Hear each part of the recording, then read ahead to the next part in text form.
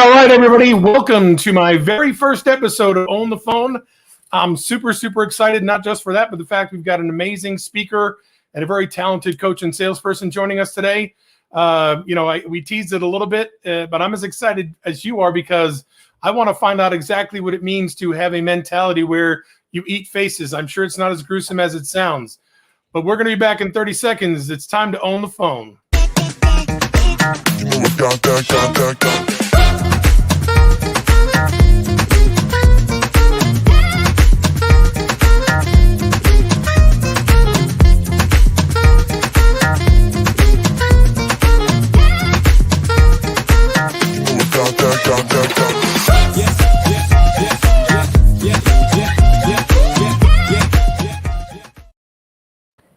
All right, boys and girls, pretty exciting stuff. I'm fired up. Hopefully I'll be fired up for every one of these, but I'm particularly fired up, number one, because I met Jason a few months ago. We connected on a Clubhouse chat, and I read his bio, and he's got lots, like 16 years of sales experience. He's been coaching on entrepreneurs just like I have, and so I felt we had a lot of connection there. And then as I got to talk to him and get to know him, it turns out he's a super nice guy too, which is great. So let me just tell you a little bit about Jason, and then we're going to hit the ground running here. So people are drawn to Jason Tracey because he radiates authenticity, sheer energy, and empathetic disposition. He's subscribed to an eat the faces mentality. Jason has survived and thrived his own personal jungle and now empowers small businesses to persevere in spite of adverse circumstances. At the beginning of 2018, Jason founded Roar Consulting after a career in sales and leadership that spanned over 2 decades. Jason experienced a very rough start to a sales career, which led to financial crisis, driving him to become a student of sales and psychology by shopping competitors, studying human behavior, seeking mentorship, reading books, and investing in seminars. As a result, Jason started seeing very clearly how to be the difference to his clients, prospects, communities, and organizations that employed him. And by applying his discoveries, he was able to create a large following of people that would repeat business, refer friends and family, and travel great lengths to work with him.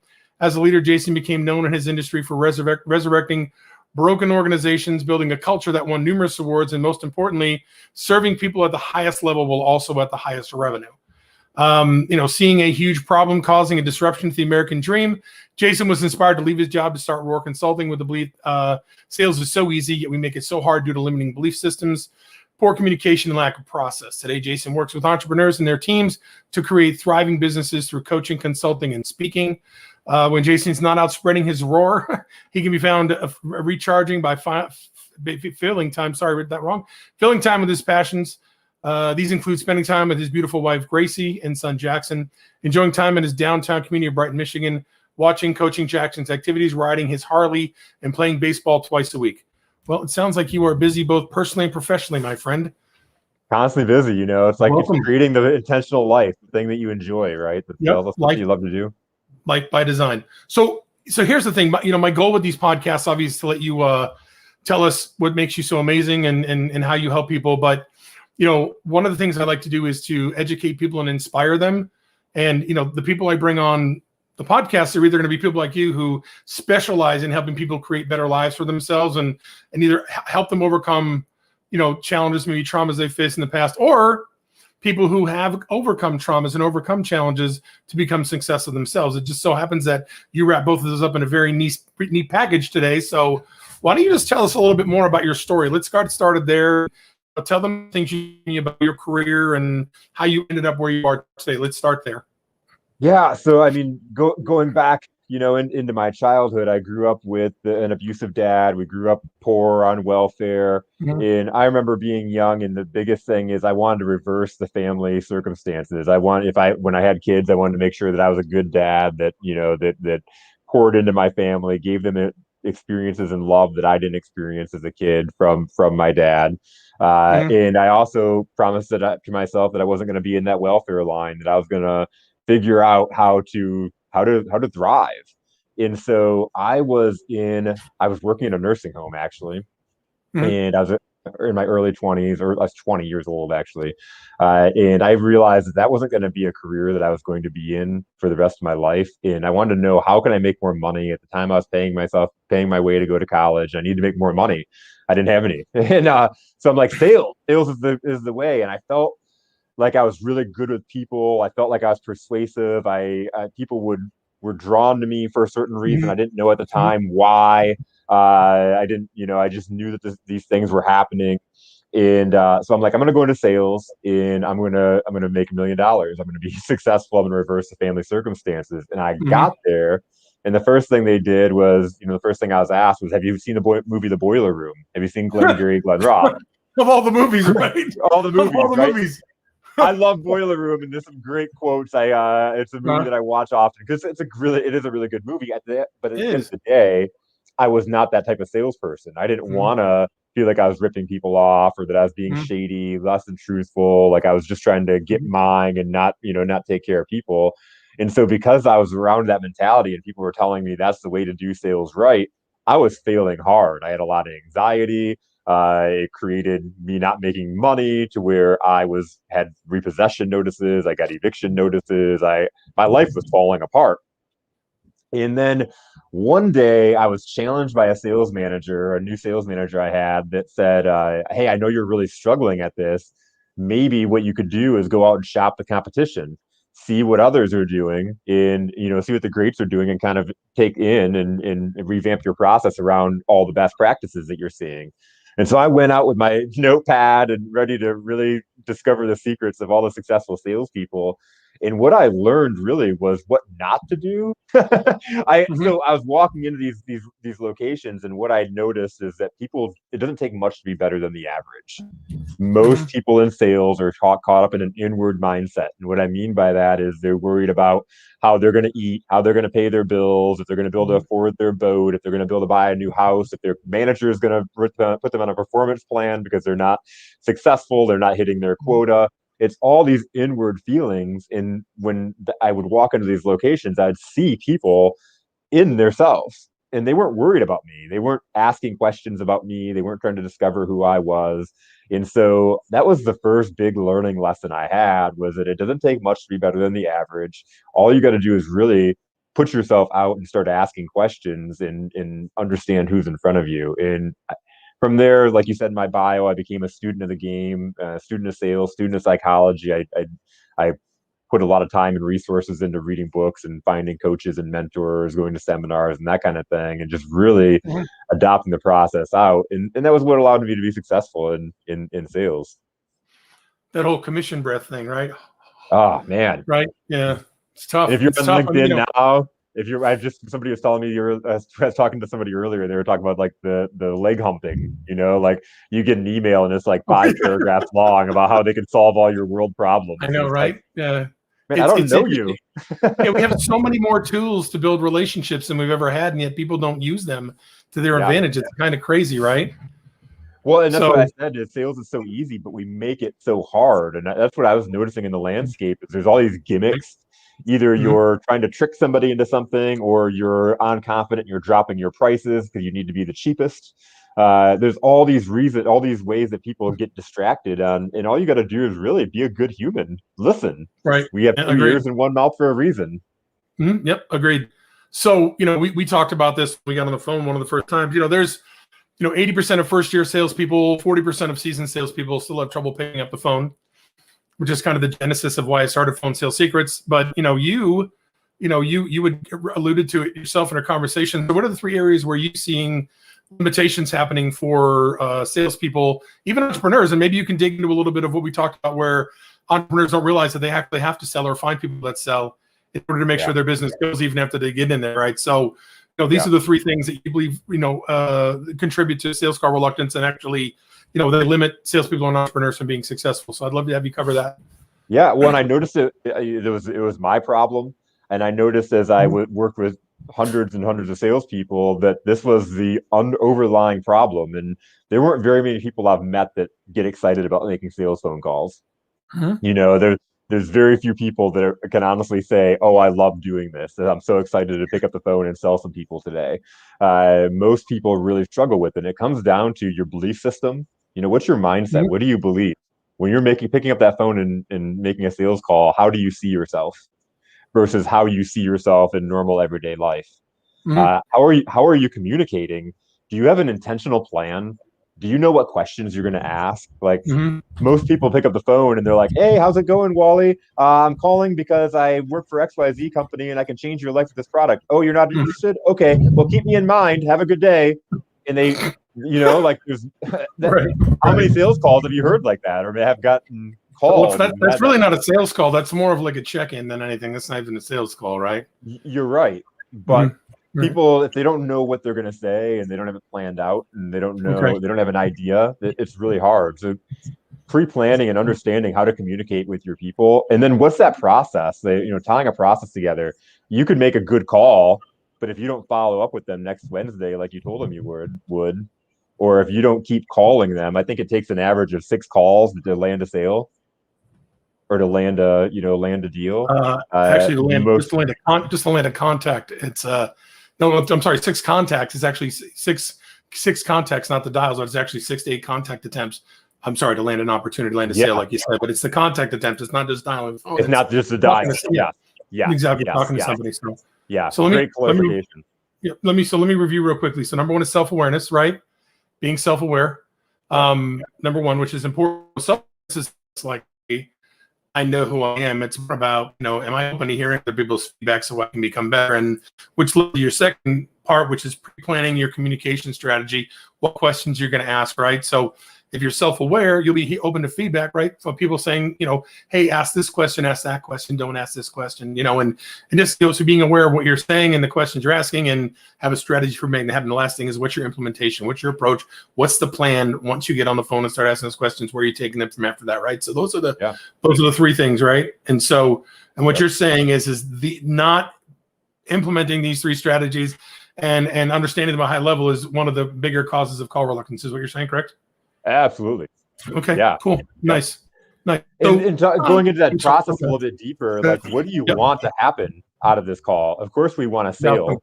Of course we want a sale, but most of the time it's like, what if I'm not talking to the decision maker? Can I get that decision maker's name? Will that make my next Yeah. call easier? That's a desired result. How about that? I Right. have an appointment to call them next Wednesday. Create a few desired results. And then at the end of that call, make sure you're ending the call with a next step, a clear communicated next step in order I like to, that. hey, I'm calling you back next Wednesday at 4. Right. Yeah, because I think a lot of salespeople fail to understand that it's not just making the call and having the conversation. It's, because that first contact we just said 6 to 8 contacts. So that first contact is probably miles away from where they're ready to make a decision and even choose you, right? So you've got to have plans and subsequent calls. I love that. Okay. So obviously you have to be able to do that when we get on the phone. How are we attracting the right prospects, the right fit for us? Like, what are we doing to determine that, to schedule more appointments to make sure we're also working with the right people? Like, talk to me a little bit about that. Like, how do you find your tribe and your Yeah. right people to talk to? Like, how are we finding the right people to talk to? What's your strategy there? Yeah, who are you working with? Whose problems do you solve? Who do you love working with? I find that a lot of people do what they do, and you brought up entrepreneurs earlier. A lot of entrepreneurs start their business because it ties to their personal experiences. I'm doing what I'm doing because I saw so many people, myself included, failing at sales. And there's not many great sales mentors out there to really teach you the right way. There's a lot of people, sales leaders, that are teaching you all the wrong ways. And so that inspired me to start my business. A lot of people will start their business because there's a certain community of people that they want to help. Who are those people? What's keeping them up at night? And because then if you know that, it's like the reticular activation system, the law of attraction. You can know where to start finding them. You're on podcasts like this where you're speaking to a specific audience. And if you're talking to a specific audience versus me being on just a life coach podcast where we're talking to everybody across the universe that has all sorts of different problems. How many people are in the room are my specific people? Exactly. Probably not many. Yeah, and that's a good point too, because you can't be everything to everybody, right? I can't be all things to everybody. Zig Ziglar used to say, well, I think a lot of us start that way when we first get into sales. We're like, hey, it's like going to the grocery store and just putting your arm on the shelf and just putting everything in your cart as you go down, even though you don't need it, because you want to make sure you don't miss something. Zig Ziglar said something. I mean, he's passed now, but one of my favorite quotes of his is that if you want to be good sales, you got to find a problem and solve it, and you got to find a need and fill it.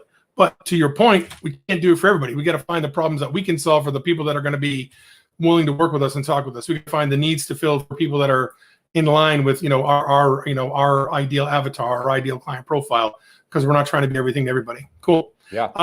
So on your biography and lots of places, you talk about being the difference. Could you tell me a little bit about what that means? And listen, we understand that differences sell, but it's more than just being different from somebody. You know what I'm saying? It's what do you mean by being the difference? Talk to me about that. Well, so first off, there's so many people, like if you go into a networking group and there's 5 real estate agents there and you went up to every single real estate agent and asked them what makes them different from the other real estate agent, I can guarantee you're going to get the same 5 or 6 bullet points from every single one of them that are very similar. They're the same exact things. Being the difference is literally, again, embracing your personality, embracing your actual experiences and your differences. I was talking to a real estate agent the other day that I'm working with, and she wants to reach people that are artistic. She wants to be the real estate agent that works with and serves people that are artistic. We talk about finding our niche of people, right? I could sell a house to anybody. However, who do I speak their language? Who's easy for me to communicate with? If I'm an artist, is it easy for me to speak and communicate with other artists? Do I know what they're going through? Do I even have a better understanding of what kind of houses they're looking for and what would be awesome for them? So as I'm talking to my niche person or my specific people, and I can communicate that my difference is that I work specifically with artistic type minds, I work with artistic type of people to find the houses that are great fits for them. Am I more likely to be able to earn your business than somebody that just serves everybody? Right. So what's to your point then, and I'm sure you'll be able to articulate this very well. I don't think I'm surprising you with this question. Thousands of life and business coaches out there. Why am I picking Jason Tracey over somebody else? Because you're an entrepreneur that started a business because you had a purpose, a passion, and expertise, and you got there, and you're not a natural salesperson. You feel like you're trying to be somebody else, and you're not embracing your differences and your personality and understanding that you can be an entrepreneur, you can build business, you can build relationships if you stop trying to be like somebody else. And so that's what I help people do. I empower them to help them build confidence around their differences. And it's a scary time for people too, right? Because they love what they do. And they're like, I'm going to make this happen. I'm so excited. And they have all this energy. And then they're going month 1, no sales, month 2, no sales, month 3, 1 sale. Like, okay, wait a second, because they love it so much. And, that's that whole saying, like, just because there's tons of adventures that try to create businesses that had no idea how to run a business. Great idea, couldn't get it to the masses, so, I have a neighbor. Oh, go ahead. Please don't. No, please don't. I have a neighbor that came over my house a couple years ago, and she used to own a bakery, and she was telling me about this experience of owning this bakery. And you could see the passion oozing from her. She had a smile on her face as she was describing it. She was like, I loved getting up every morning and going to the bakery early in the morning and starting to make my food. And I loved, seeing the enjoyment on people's faces when they got to eat it. I loved my clients. I loved the whole routine. I loved my employees. I loved that whole process. And then she was like, but we couldn't make money. And then her whole entire body language changed. And she was like, we couldn't make money. We were struggling and we had to close it up. And you couldn't pay me to start a business again. You couldn't pay me to be an entrepreneur again. And it's like, wait a minute. What if they would have paid you in the first place? You would still be doing it. You'd still be loving it. And you would feel like you were a winner. You would feel like you were successful just because you wouldn't have to be a millionaire. But you built the life that you intentionally wanted. You love going to your bakery. You love serving people. You could be making 40, 50,000 a year and be completely content and happy with that.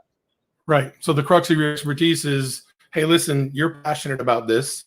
You love this. You want to tell the world about it and make money from it. I'm going to show you, like right here in the middle here, I'm going to show you exactly how to do that. Because like you don't know yourself. I mean, that's what the premise of like shows like Bar Rescue and Kitchen Nightmares are based on. People that own bars and restaurants either because they had a lot of money and somebody said, hey, you'd be good at that, or they took over the family business but they had no clue, right? So clearly the need for that kind of direction is huge, right? Because they have 2, and there's more than 2, but Bar Rescue, Kitchen Nightmares. What? My favorite was the Prophet with Marcus Lemonis. That was one of the right. When I started my business. He's the smartest guy because he's like, I want a piece. You know what I'm saying? Those guys just come in and take $50,000 from NBC and say, okay, here, I'm going to fix this. Marcus Lemonis is like, hey, I'm going to help you, but guess what? You win, I win. So good distinction. All right, I got to ask it. I mean, it's time to ask. I could ask more questions, but I got to ask. We have other questions. What does it mean to have an eat faces mentality? Yeah. So we talked about embracing challenges and adversity. I noticed in my life all these things that I used to be ashamed of actually made me a stronger person.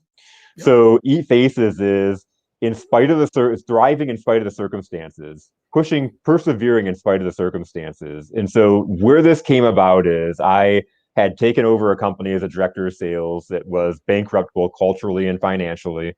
They brought me in as a Hail Mary. They had three choices: file bankruptcy and close your business, try to sell whatever. The second option is try to sell whatever assets you have to whoever will buy it. Another person that wants to open a business, they want to acquire what you have, you maybe be able to sell. That didn't work out. And so the owner of the company decided, I'm going to throw up a Hail Mary. And they brought me in to rebuild the company. And Mm-hmm. so that's what we did. It was during the recession.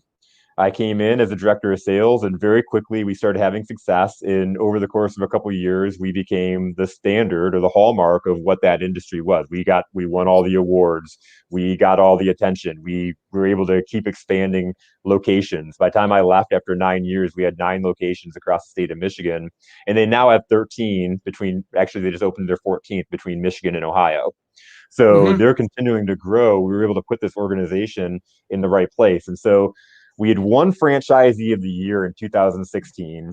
And I had my Mm-hmm. leadership team with me because I always brought my leadership team with me to the conventions and the seminars because I wanted them to get the experience. And so we had just won franchisee of the year, and other owners of the organization were out with us at the bar drinking in Chicago, picking my brain. How'd you get here? What'd you do?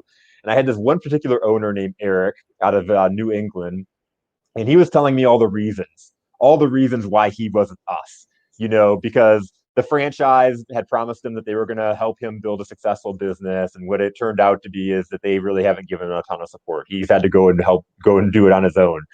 We were a carrier of Verizon. Verizon only cares about you if you put up numbers. And so he was like, they never come around. If we don't hit Mm-hmm. numbers, we're dirt to them. My employees, they steal from me. They're not grateful, all these reasons. And I got really sick and tired of hearing the reasons. And I turned around to him and I said, Eric, listen, man, you got to look in the mirror. Are all these reasons and excuses that you're making legit and valid? Mm-hmm. Yeah, absolutely. Because I went through the same thing you did. The franchise told my owner that they were going to do the X, Y, Z, and they were going to be the support and they're going to help her make a successful business. I think franchises do that a lot. And if you are gullible enough to buy in and think that somebody else is going to come along and save your life, then sit there in the chair and watch and see how quickly you fail. Because nobody Mm-hmm. is going to come along and make sure I'm successful. Nobody cares if Jason Tracey is successful. I've got to go out there and make it happen. And when I have a team of people that are relying on this company surviving, I've got to go out there, and I'm telling you what, Eric, I'm a lion and I eat motherfucking faces. And I'm going to get a little graphic. I eat faces. If it comes down to my survival, I'm going to eat faces. And it probably would have died there, but my leadership team was with me, and we were in this loud bar in Chicago. And it was, I swear to God, as soon as I said that, the whole bar went pin drop quiet, and my whole leadership team exploded like, "Yeah, eat faces!" And they used that as Nice. the rally cry for the next year, which was actually better than the year Nice. that we won the franchisee of the year. And Awesome. What a great when I story. left the Great company to story. start my business, they had actually my leadership team bought me a book that they had made, and it had pictures and stories from our experiences.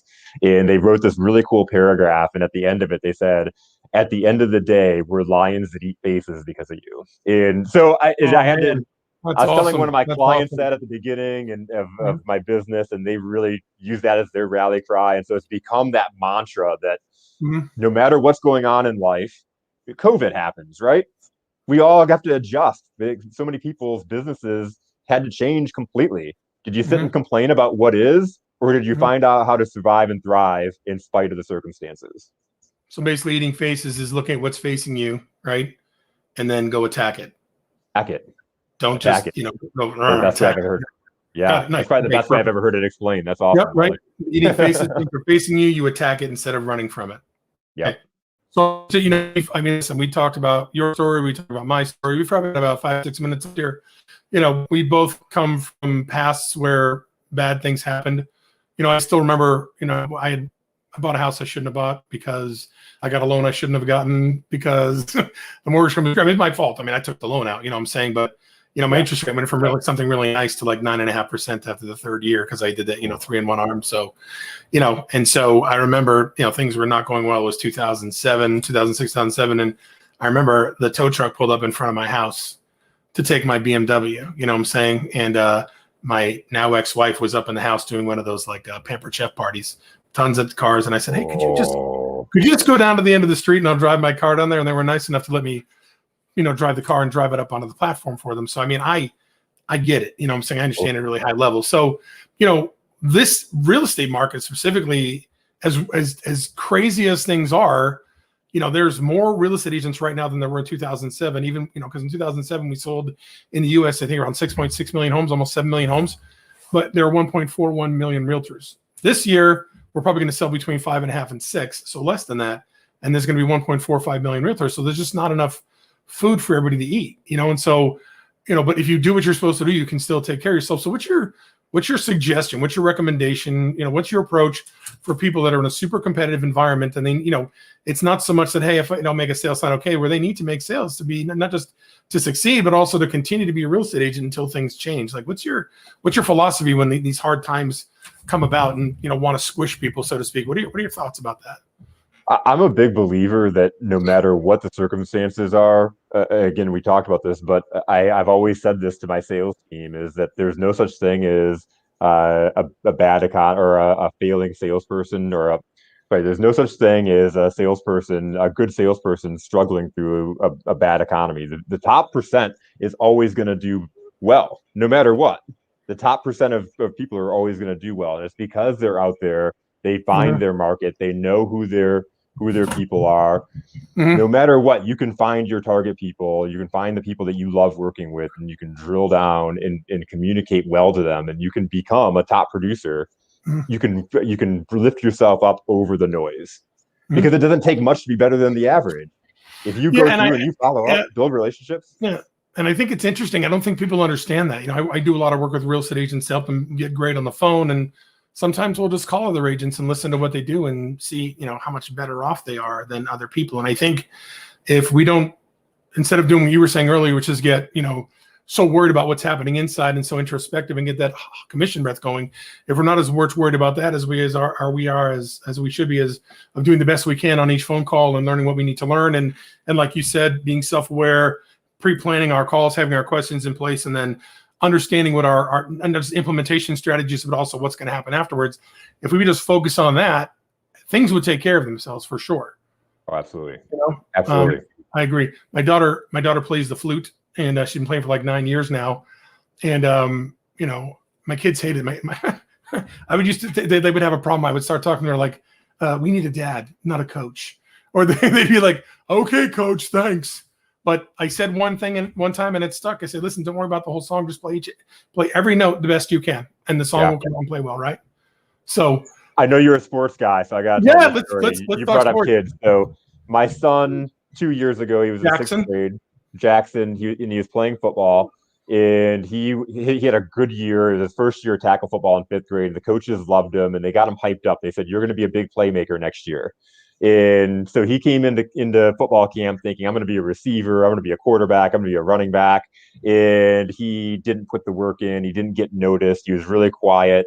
The coaches didn't know him. He was a bigger kid because he was in sixth grade, not a lineman by any means of the imagination, but because he was a sixth grader and he was bigger and he didn't get recognized, they just said, here, we're going to put you on the line. And he became a third string lineman. So we talk about real estate agencies or real estate agents or anybody in sales that has to separate themselves from the competition. Nobody knew Jackson. The coaches didn't know him. And there's a really funny, really cool comment that I'll tell you in a second that one of the coaches said at the end of the season. But so Jackson came off the field one day and he was really upset because they had a scrimmage in practice and he didn't even get to play in the scrimmage. Like in the practice scrimmage, he didn't even get to play. And he looked like he wanted to quit. And I asked him the question, do you not like football or do you not like playing? Not like not playing. And he was like, I want to be able to play. I feel kind of embarrassed that I'm in sixth grade and I'm not getting to play. It's like, okay. So if you show up to practice today and you sulk and you don't do anything, do the coaches say, oh my God, that Tracey kid, we sure did miss the boat on him. We should be starting him. No, right? So what are you going to do? What are you going to do to separate yourself? Every day he got to practice early, an hour early. He's not a prototypical size of a lineman, but he found a hole. He found a niche for himself. He noticed that the long snapper on the punt and kick return or punt and kick teams was horrible, and he kept on snapping over the punter and kicker. And so he went up to his coach one day because the kid was missing in practice and said, "Hey, he's missing today. Can I try out long snapping?" And he had been practicing it with me. I would get to practice with him an hour early every day, and we'd practice it over and over and over again. And so he goes out there like he's doing it for the first time, and he's 100% nailing the snap. He kept working. I mean, I'm down like I'm a defensive lineman coming through. He's working on offensive drills. So even though he's smaller, he's learning technique. And he ended up becoming the starting center and the starting long snapper and kick and field goal snapper on the team. We're at the end of the season, and we're at the banquet, the end of season party, and the coach came up to me and said, he's like, every year there's these kids on the team that you don't even know if they talk. He was like, you don't get to know them. You don't even know if they have a personality because they're just so quiet. You don't even notice them on the field. He was like, Jackson was that kid for me. He was like, I didn't even know he existed. I didn't know what his personality was like. He just was unnoticed. He was like, by the end of the year, not only was he noticed, not only did he get good enough to start on our team, but he was our team leader. We performed better when he was out there. When kids didn't know where to go, Jackson was pulling them aside and pointing to them where they needed to go. So by the end of the season, though, he was in a crowd where people were better than him. He was the top performers were here, and Jackson was here. Right. Nobody saw him. He put in the work. He found a niche. He found where he could find an opportunity, and he went out there and he committed to that excellence. And then he learned it so well that he was able to go teach other people, and it stood out. I love that. I love that. You can do that in sales too. Yeah, your son's like a metaphor for success for your business. That's amazing.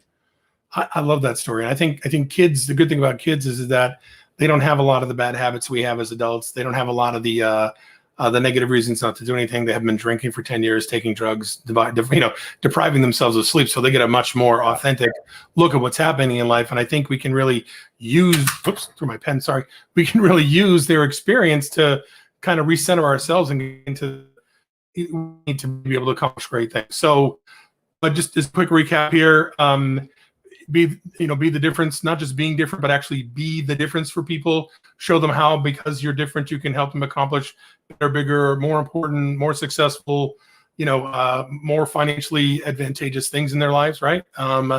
Second thing, eating faces, as we said, is basically facing what's basically your challenge or your issue, and then attack it like crazy, and then have a plan and continue to work the plan, right? Be self-aware. Make sure that you're preparing your communication, or questions you can ask when you talk to somebody, and then have an implementation strategy that includes having a next step. Absolutely. Did I miss anything?